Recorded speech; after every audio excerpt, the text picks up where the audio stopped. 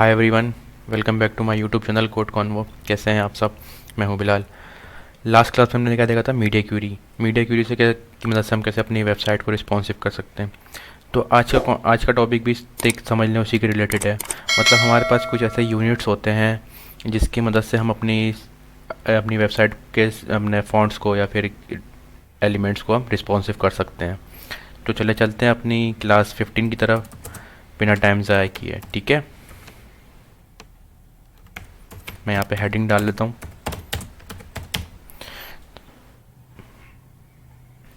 अच्छा, सबसे पहले आते हैं हमारे पास पिक्सल्स। उसकी एक एग्जांपल देख लेते हैं पहले यहाँ पे, उसके बाद अपने नोट्स भी पढ़ लेंगे। ठीक है, मेरे पास एक यहाँ पर है पेरेंट का डिव। पेरेंट का डिव के अंदर मेरे पास है एक है चाइल्ड। ठीक है, चाइल्ड का डिव। अब इस डिव के अंदर मेरे पास एक पैराग्राफ लिखा हुआ है कुछ इस तरह से। ठीक है, अब मैं यहाँ पर आता हूँ, अपने पेरेंट को मैं बॉर्डर दे लेता हूँ। Border 3 pixel solid gold. ठीक है, सेम इसी तरह से मैं आऊँगा नीचे और इसकी मैं विथ भी सेट कर लेता हूँ। मैं इसकी विथ कर लेता हूँ आपका 200 पिक्सल। सॉरी सॉरी, इसकी मैं विथ कर लेता हूँ 200 पिक्सल। ठीक है, समझिएगा इस बात को। अब मैं नीचे आता हूँ, मैं चाइल्ड सेलेक्ट करता हूँ। ये टॉपिक बहुत इंपॉर्टेंट होने वाला है हमारा, क्योंकि ये हम अब जब भी अपना प्रोजेक्ट बना रहे होते हैं, बाज़ औक़ात हम कई कई जगह ऐसी आती हैं जहाँ पे हम अपना मीडिया क्यूरी या फिर हम दूसरी चीज़ें यूज़ नहीं कर सकते। तो हम इसकी मदद से, अपने यूनिट्स की मदद से अपना वेबसाइट को रिस्पॉन्सिव कर रहे हैं, वेबसाइट के कंटेंट को रिस्पॉन्सिव कर रहे होते हैं। रिस्पॉन्सिव पता है, मैंने आपको रिस्पॉन्सिव बताया हुआ भी है क्या होती है रिस्पॉन्सिव। मतलब हम अपनी वेबसाइट को किसी भी डिवाइस पर खोलें वो एक ही जैसा रिजल्ट दे। मतलब वो उसका कंटेंट जो है ओवरफ्लो ना हो। ठीक है, रिस्पॉन्स कर रही हो वो, जैसे भी हम उसको किसी भी डिवाइस पे खोलें रिस्पॉन्स दे रही हो हमारा वो। ठीक है, चाइल्ड का आता हूँ मैं। चाइल्ड पे मैं अपने विथ ले लेता हूँ। पहले तो मैं विथ सेलेक्ट करता हूँ, विथ कर देता हूँ उसकी मैं 400 पिक्सल। ठीक है, सेम मैं यहाँ पर इस ऑर्डर दे लेता हूँ 4 पिक्सल सॉलिड ब्लैक। अब देखते हैं, मैं गो लाइव पे जाता हूँ पहले तो।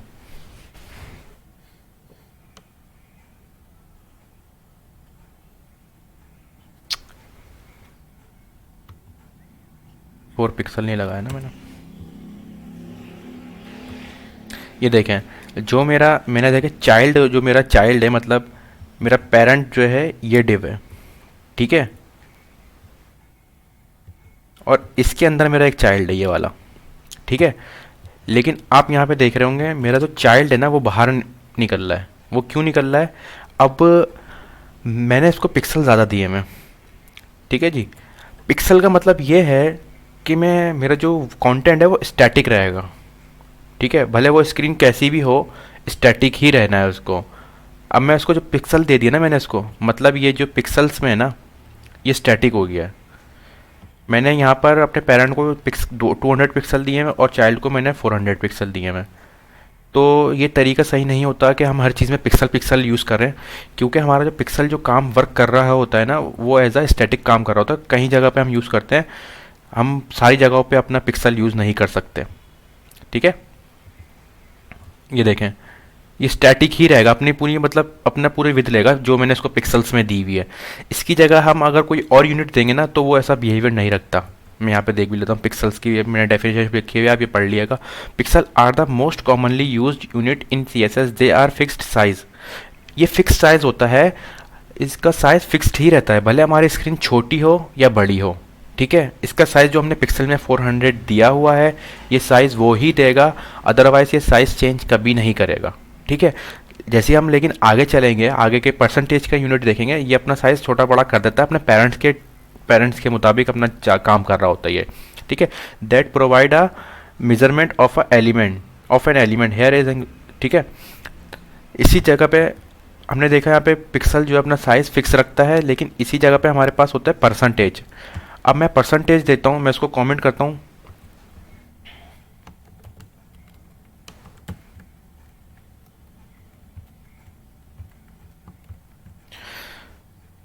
मैं इसको परसेंटेज देता हूँ।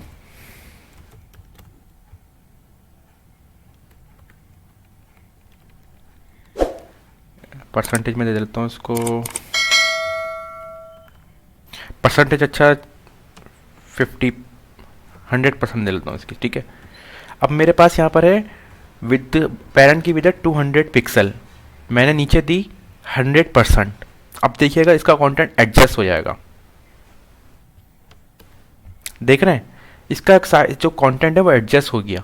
अब मैं इसको छोटा करूँ या बड़ा करूँ, ये साइज़ एडजस्ट करता रहेगा अपनी स्क्रीन के हिसाब से। मतलब मैं आपको यहाँ पे दिखाता हूँ, मैं यहाँ पर आता हूँ, मैं अपना इंस्पेक्ट करके मैंने अपना पैराग्राफ खोलता हूँ, मैंने चाइल्ड वाला इंस्पेक्ट में देखें मेरी जो विद आ रही है 200 पिक्सल आ रही है अपने पैराग्राफ की। 200 पिक्सल क्यों आ रही है, मैंने उसको 100% दे दिया। मतलब मेरा जो पेरेंट है ना, पेरेंट का जो डिफ है उसका 100%, उसके अंदर 100% मेरा कंटेंट एडजस्ट हो जाए। अब मैं इसको 50% दूंगा ना, तो मतलब इसके हाफ कंटेनर को ये घेर लेगा। जैसे यहाँ पे मैंने एक डेफिनेशन लिखी हुई है, percentages are relative unit that are based on the size of the parent element, they are often use to create responsive design that adjust to different screen sizes. ठीक है, अब मेरी स्क्रीन छोटी बड़ी हो कुछ भी हो स्क्रीन को, लेकिन इसको फ़र्क नहीं पड़ेगा, ये अपने पेरेंट के हिसाब से एडजस्ट हो जाएगा। अब जैसे मैं करता हूँ उसका 50%, तो देखिएगा ये 50% मैंने यहाँ पे करा, यहाँ पे मेरा 50% है, लेकिन जो मेरा अपना कंटेंट का जो साइज़ आ रहा होगा ना, वो आ रहा होगा 100 पिक्सल्स। देखते हैं, ये देखिए 100 पिक्सल आ गई। 100 पिक्सल मतलब मैंने अपने पेरेंट को दिया हुआ 200 पिक्सल, तो मैंने इसको बोला, अपने चाइल्ड को बोला, आप इसके जो विद है ना उसकी आप हाफ ले लो, मतलब 50% आप इसकी विद ले लो। ठीक है, समझ में आया। अब मेरी जो कंटेंट, अब मेरा जो साइज़ है ना, अब वो छोटा हो, मेरी स्क्रीन छोटी हो या बड़ी हो, मेरे कंटेंट को फ़र्क नहीं पड़ेगा। मेरा जो डिव है उसके हिसाब से ये अपनी जगह ले, मेरा जो पेरेंट का डिव है उसके हिसाब से, या मेरा जो चाइल्ड का डिव है उसकी जगह एडजस्ट कर लेगा। ठीक है, छोटा पेरेंट्स अगर जैसे 200 पिक्सल का है तो उसका ये 100 पिक्सल हो जाएगा। अगर मेरा पेरेंट्स 500 पिक्सल का है तो ये 250 पिक्सल का हो जाएगा। मतलब उसका हाफ जगह ले लेगा और एडजस्ट हो जाएगा ये अपने कंटेंट के, अपने पेरेंट के अंदर। ठीक है, अपने कंटेंट उसका एडजस्ट रहेगा स्क्रीन के मुताबिक। यहाँ पे मैंने लिखा हुआ भी है। अब मेरी जो मैंने आपको ये मैं प्रोवाइड करता हूँ यूनिट, क्या कहते हैं, नोट्स, आप ये पढ़ लिया करें, देख लिया करें। ठीक है, इसके अब जब उम्मीद करता हूँ आपको पिक्सल का मतलब समझ में आ गया होगा।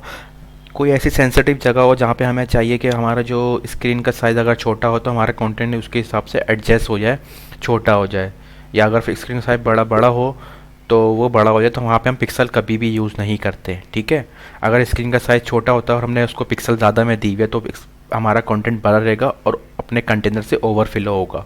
ठीक है, और जो कि बिल्कुल भी अच्छी बात नहीं है, बिल्कुल भी अच्छा मतलब एक प्रोफेशनल काम नहीं है पिक्सल्स में काम करना। अपने कंटेंट, अपने फ़ॉन्ट स्टाइल को, फ़ॉन्ट साइज़ को पिक्सल में देना कोई भी अच्छी बात नहीं होती कभी भी। ठीक है, तो हम कोशिश ये करते हैं कि हम आगे जब भी हम यूनिट्स देखेंगे हम उसमें अपने पिक्सल को दें या परसेंटेज में दें। ठीक है, चलिए आगे देखते हैं। VH, VW और VH। VW का मतलब होता है व्यू विथ, और VH का मतलब होता है व्यू हाइट। अब मैं चाह रहा हूँ जो मेरा गोल्ड वाला जो बॉक्स है, मतलब मेरा पेरेंट का जो कंटेनर है, वो अपनी पूरी हाइट ले और पूरी अपना विद ले, मतलब पूरी विंडो पे कवर हो जाए मेरा वो कंटेनर। ठीक है, पूरी विंडो पे मैं कवर करना चाह रहा हूँ। अब मैं क्या करूँगा, अगर मैं उसको पिक्सल पिक्सल करके देता रहूँगा तो वो बिल्कुल भी ठीक नहीं है। वो क्यों ठीक नहीं है, अगर मेरी स्क्रीन छोटी होती है तो वो अपना पिक्सल्स में एक ही स्टिक रहेगा और अपना वो कंटेनर छोटा नहीं होगा। ठीक है, मतलब वही जो अभी मैंने आपको बताया था, पिक्सल में देना सही नहीं होता। तो मैं क्या करूँगा, सबसे पहले तो मैं इसको कमेंट करता हूँ, मैं नीचे आता हूँ, मैं यहाँ पे कर लेता हूँ 100 VW।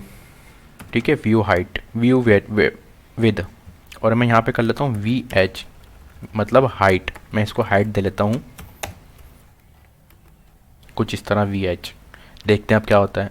अब आप देखें मेरा जो कंटेनर है ना, ये गोल्डन, देखें ये गोल्डन जो है ना, पूरे व्यू विद ले ली इसने और व्यू हाइट ले ली। तो मतलब अगर मैं अब इसको 100 पिक्सल देता, फिर आके देखता, फिर मैं इसको 200 पिक्सल देता, अगर जब भी नहीं होता, अगर इसने पूरी हाइट नहीं ली होती, जब फिर आके देखता, तो वो मतलब एक समझ लें एक नॉन प्रोफेशनल तरीका होता। ऐसा लगता कि मैं बहुत कोई नया नया इस फील्ड में आया हूँ और मेरे को काम करना नहीं आता।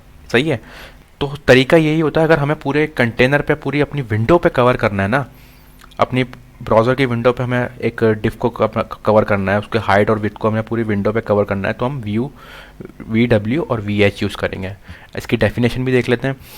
View port units V H and V W and V H view port units are relative unit that are based on the size of the view port और ब्राउज़र विंडो मैंने आपको अभी समझाया था, ब्राउज़र विंडो के मुताबिक काम करता है। जैसे हमने अपना ब्राउज़र विंडो अपनी क्या कहते हैं अपना वेबसाइट अपने मोबाइल में खोलता हूँ, तो उसकी विंडो के हिसाब से वो हाइट और विड्थ कर देगा।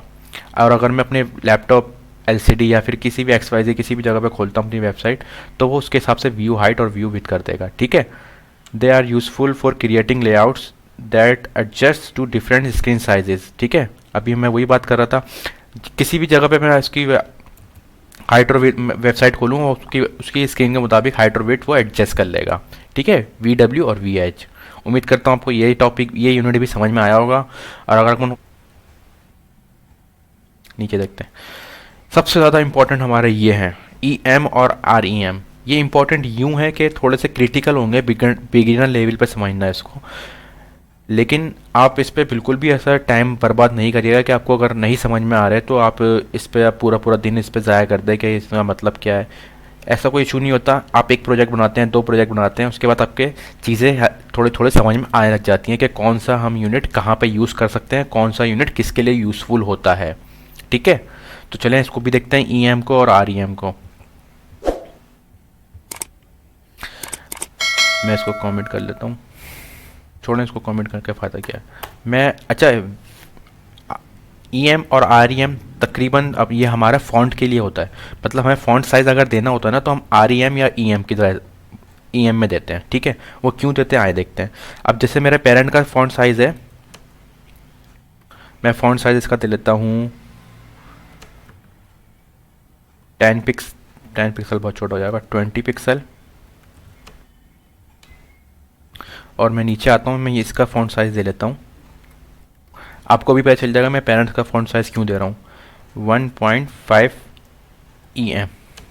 ठीक है, अब देखते हैं, मैंने आपको स्पेक करके भी दिखा देता हूँ। यहाँ पर फ़ॉन्ट साइज़ मेरा हो गया 30 पिक्सल और मैंने यहाँ पे कितना दिया था, 1.5 EM। मतलब 1.5 EM जो है ना 20 से मल्टीप्लाई हो गया। मैं यहाँ पे कैलकुलेटर खोल कर आपको दिखाता हूँ।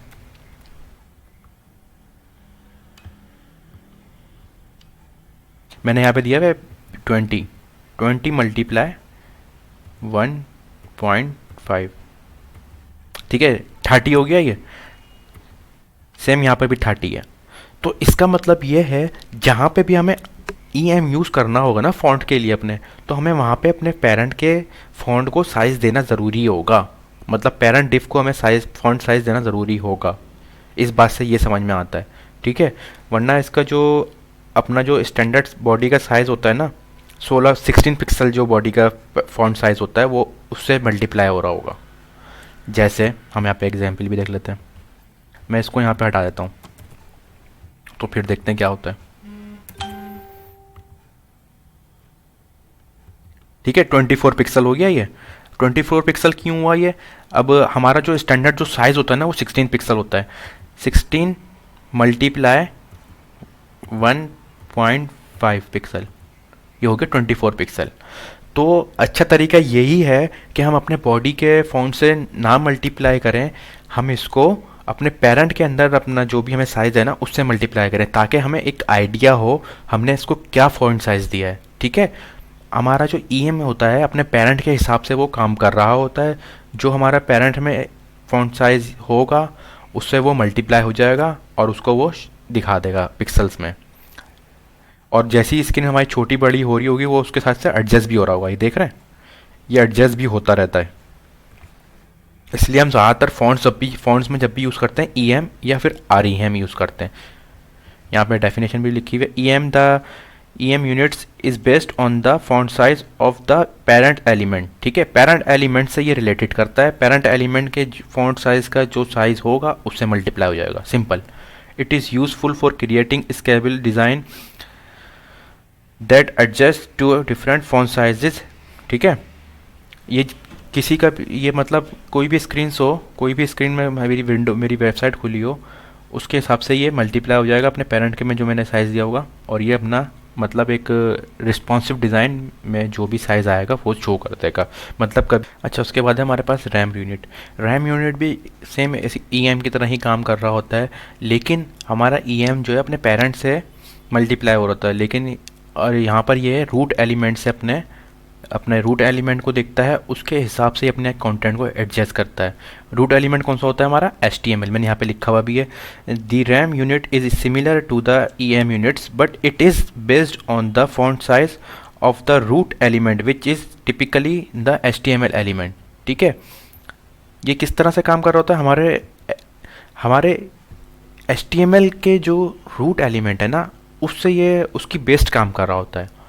जैसे ही मैं इसको यहाँ पे मैंने दिया हुआ है फॉन्ट साइज 1.5 EM, मैं यहाँ पे कर देता हूँ R, तो ये 1.5 REM मतलब अपने HTML के रूट को देखेगा।